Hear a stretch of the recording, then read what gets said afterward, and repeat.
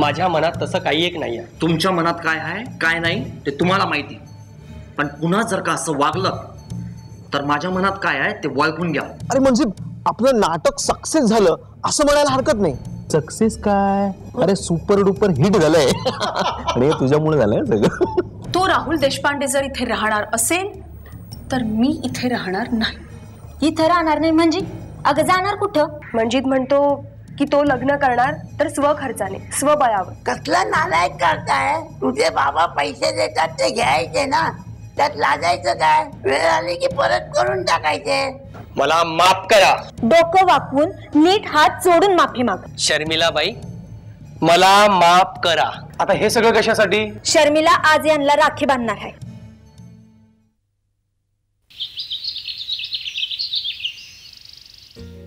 मोनिका, हा मंजित आता तुझ्यापासून दूर जाणं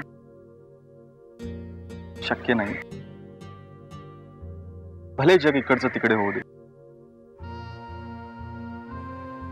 अगं हा काळ थोडासा आपल्याला समजावा लागेल, समजून घ्यावा लागेल. पैसे जमवायचे आहेत ना मोनिका लवकरात लवकर आपल्या लग्नासाठी.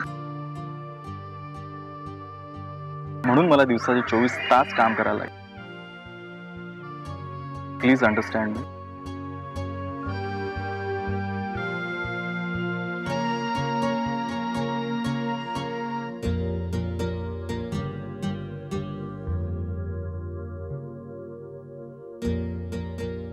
Yes, I can understand.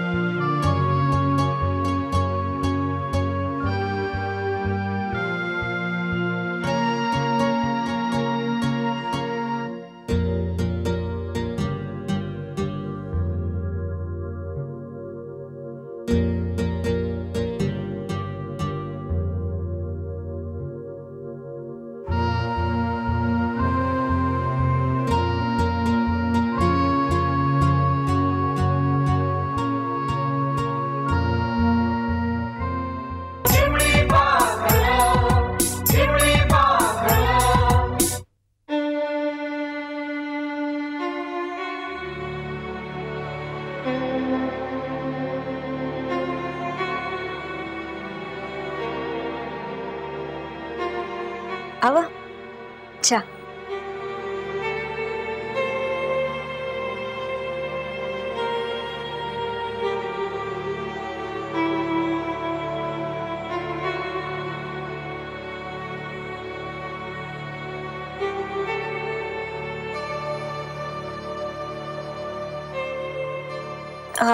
मग काय झालं? कसलं?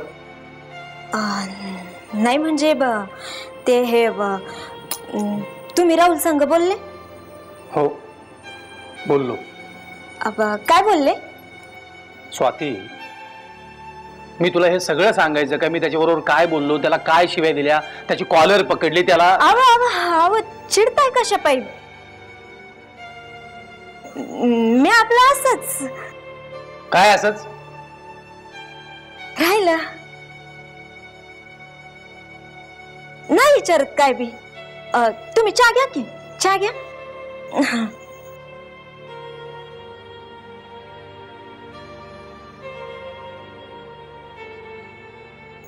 एक विचारू? हो विचारा. नाही म्हणजे तो राहुल किती दिवस राहणार आहे इथं? मला माहित नाही. आता तुम्हाला नाही तर कोणाला माहित असेल काय? तुम्ही बी आपलं. स्वाती, तू हा चहा मला शांतपणे पिऊ देणार आहेस का? बरं बरं. नाही नाही विचारत मी तुम्हाला. चहा घ्या की, चहा घ्या. घ्या ना. आव नाही म्हणजे त्या दिनूच्या कामाचं ते तुम्ही दिनूचं काम केलं ना? हा तुझा चहा आणि तू. अव अव ऐक. काय बाई आता भावाचं काय झालं ते बी विचारायचं नाही बाई यांना. कामालाच झाली यांची.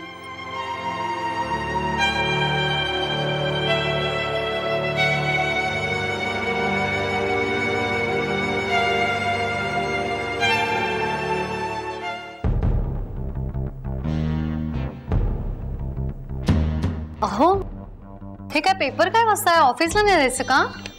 आज जरा उशिराच जाईन म्हणतोय. का हो? तब्येत ठीक आहे ना? नाही तब्येत ठीक आहे ग, पण काल रात्री जरा उशीर झाला ना, त्यामुळे झोप पूर्ण झाली नाहीये.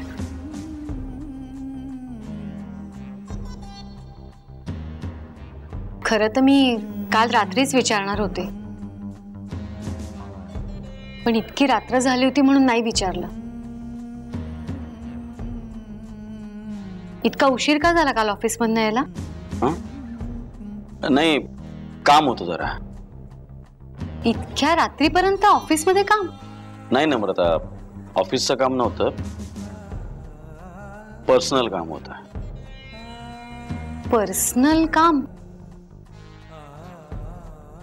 कुठलं? मी काही गोष्टींचा शोध घेतोय.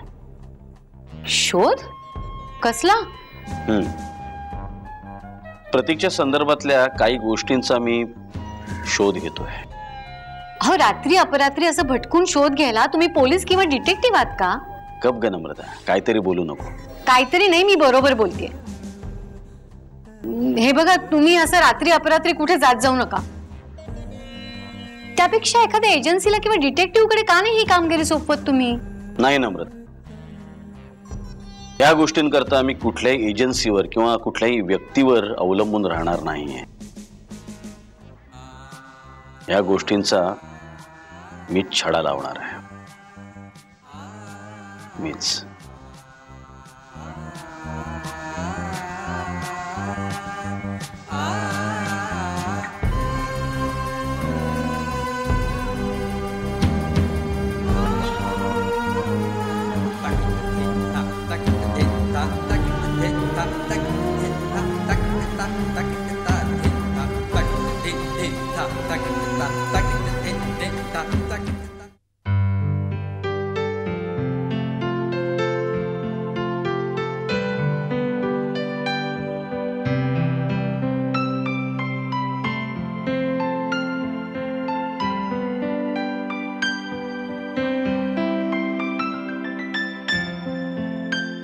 आजोबा चहा घ्या. अरे वा वा वा मोनिका, तू असली म्हणजे माझी सगळी कर्म हलकी होतात. म्हणजे मला चहा मिळतो, बिस्किट मिळतात, नाही तर सगळीच काम मलाच करावी लागली असती ना. थँक्यू मोनिका. हे काय थँक्यू? आजोबा आम्ही तुमची नाचून आहे ना, आणि स्वतःच्या सुनेला कधी कोणी थँक्यू म्हणतं का? अगं ही तू सगळी काम आतापासूनच म्हणजे मंजित बरोबर लग्न होण्याआधीच करायला लागले म्हणून थँक्यू. अगो लवकरात लवकर लग्न करून घ्या, म्हणजे माझ्या डोक्याचा ताप कमी होणार. अगं हे बघ मोनिका, त्या पंडितांना म्हणो ज्योतीच्या लग्नाचा मुहूर्त लवकर काढा, म्हणजे तू लग्न करायला मोकरी. आजोबा, म्हणजे मंजितने तुम्हाला काही सांगितलं नाही? काय? नाही नाही सांगितलं. ज्योतीबद्दल? काय ज्योतीबद्दल आणि काय? आजोबा, ज्योतीचं लग्न मोडलं. काय? ज्योतीचं लग्न मोडलं? काय झालं?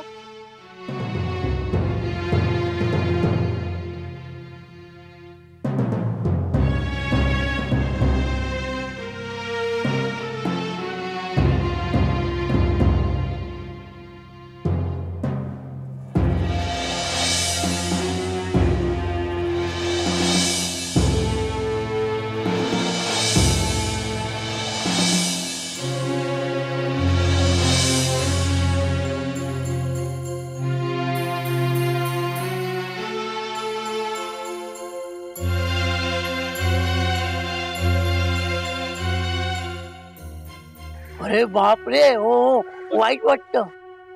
म्हणून मग ज्योतीनेच लग्नाला नकार दिला. कमाल या ज्योतीची, इतकं चांगलं घर नाकारलं. अगं तू तरी तिला समजायचं होतं ना मोनिका. काय ना, लग्न झाल्यानंतर सगळे नवरे बायका बोलेल तसंच वागतात. आता म्हणजेच नाही का तुझं सगळं ऐकतो. आजोबा, तुम्ही पण ना.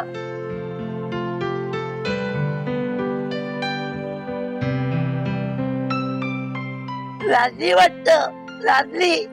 अगं मोनिका, आलेस ना ते थोडी भांडी तुला घातून जा, आता माझ्या घरात पडायची घासायची.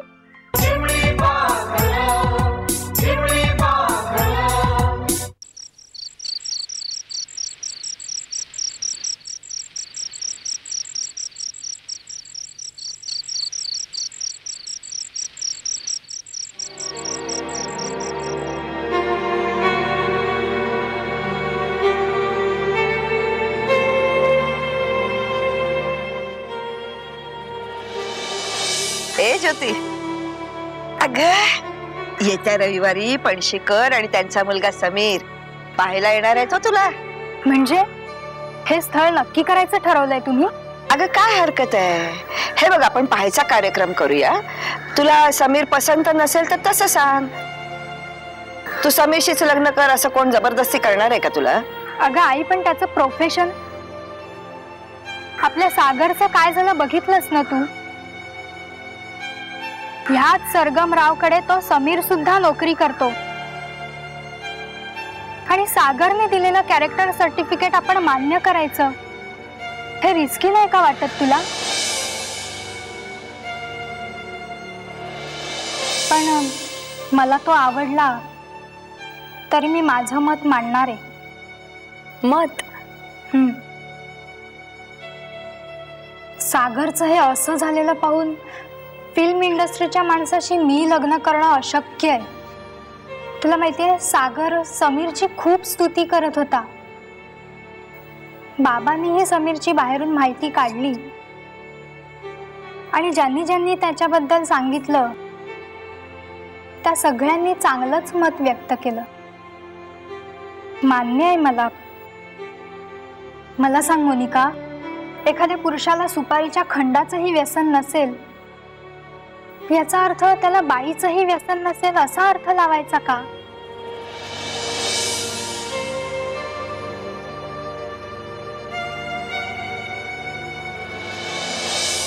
सागर आणि सरगम मॅडमच्या संबंधांमुळे आम्हाला खूप काही भोगावं लागलं.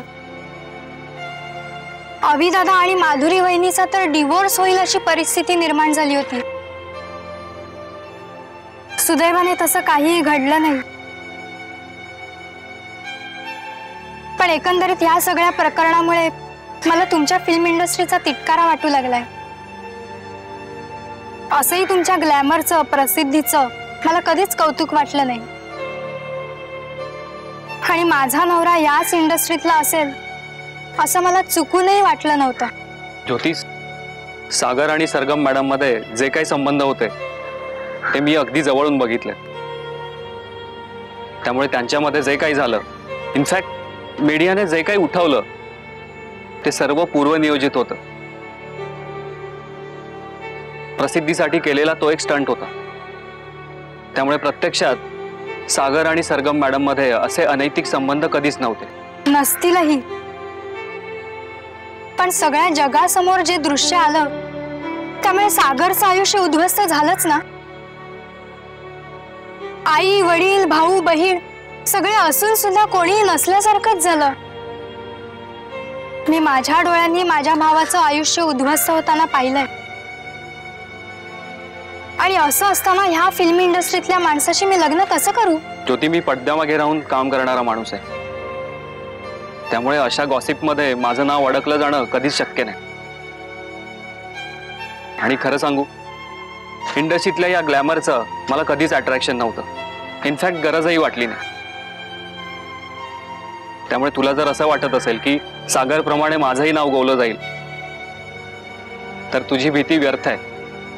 नाही समीर, तुम्ही मला कन्व्हिन्स करण्याचा प्रयत्न करू नका. तुम्ही मला आवडलात, पण तुम्ही हे क्षेत्र सोडून दुसरी नोकरी करायला तयार असाल तरच मी तुमच्याशी लग्न करण्याचा निर्णय घेईन.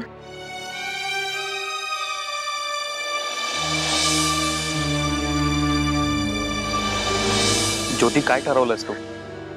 समीर, विचार मला नाही, तुला करायचंय. मी तुला सांगितलं होतं, तू जर याच फिल्म इंडस्ट्रीत काम करत राहणार असशील तर आपलं जमणं कठीण आहे. बघ, तू समजतेस एवढी फिल्म इंडस्ट्री वाईट नाहीये. समीर, सागर बद्दल तुला सगळं माहिती असून सुद्धा तू असा विचार कसा करतोस? अगं, सागर बद्दल जे झालं ते सगळ्यांच्या बाबतीत होईल असं नाही ना. पण ही फिल्म इंडस्ट्री वाईट ती वाईटच. मला माहिती आहे, तिथे प्रत्येकाला कसलं ना कसलं तरी व्यसन असतंच. कोणाला दारूचं, कोणाला सिगरेटचं व्यसन, तर कोणाला मला बोलायला सुद्धा लाज वाटते. हे बघ, सगळे व्यसनी नसतात, त्यातले काही चांगले पण असतात. आणि आता फिल्म इंडस्ट्री चांगली कॉर्पोरेट झाली.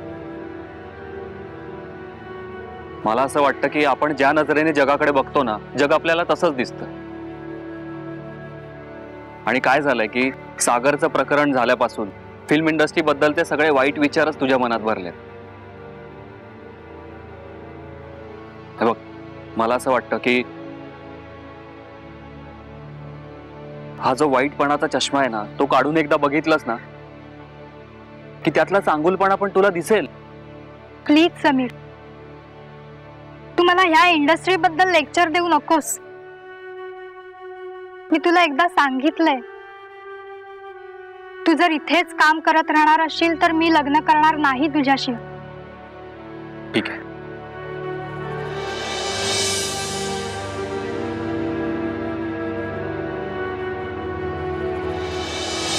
बाबा, तुम्हाला आठवतं एकदा रात्री मला खूप ताप आला होता. तुम्ही आणि आई रात्रभर माझ्या उशाशी बसून होतात. तुम्ही एक क्षणभर सुद्धा माझे डोकं खाली ठेवलेलं नाही तुमच्या मांडीवरून. हे सगळं प्रेम, ही मायेची ऊब कोणाला सोडून जावंसं वाटेल? सांगा ना बाबा. नाही, पण बेटा तू काळजी करू नकोस. हीच मायेची ऊब तुला तुझ्या सासरीही मिळेल. मी पणशीकर साहेबांना खूप चांगलं ओळखतो. ते अतिशय सज्जन आणि खूप प्रेमळ आहे. तू काही काळजी करू नकोस. तरीही बाबा, तुम्ही ज्या मायेने माझ्या पाठीवरून हात फिरवता ना, ती माया या जगात दुसऱ्या कोणाकडूनही मिळणार नाही.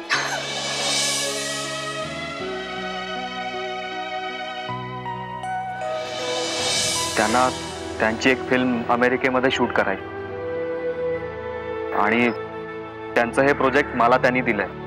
तुला मिळतंय ते प्रोजेक्ट? तू फिल्मचं प्रोजेक्ट घेणार आहेस? ज्योती अगं हे प्रोजेक्ट खूप चांगलं आहे, मला खूप पैसे मिळणार आहेत. काय? तुला पैसे चांगले मिळतात? पण समीर, तुम्हाला प्रॉमिस केलं होतंस ना तू की फिल्म इंडस्ट्री सोडणार आहेस म्हणून. नो यार, पण समीर, तू मला धोका देतोयस. ज्योती फक्त 4 महिन्यांसाठी. एकदा का हे प्रोजेक्ट संपलं ना की पुन्हा know industry. I promise you. परत प्रॉमिस, तेही तोडण्यासाठीच ना? आय हेट यू समीर, तू मला फसवलंयस. ज्योती प्लीज मला समजून घे ना एकदा. समीर, मी निघते आणि मला पुन्हा फोन करायचा प्रयत्न करू नकोस. ज्योती माझं ऐकून. ज्योती, ज्योती.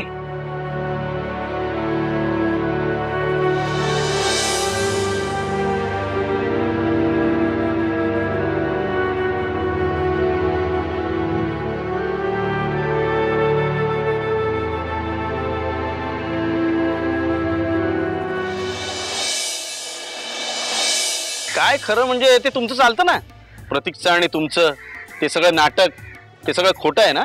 हो काहीतरीच काय, आणि खऱ्याला खोटं कसं सांगू मी? प्रियाला आपल्या घरी बोलवण्याकरता ते सगळं केलं होतं. आता त्या प्रतीकला मी सोडणार नाही बघ. हो पण मग हे सगळं कळल्यानंतर तुम्ही प्रियाला घरी घेऊन यायला हवं होतं ना? बालवयाची पहाट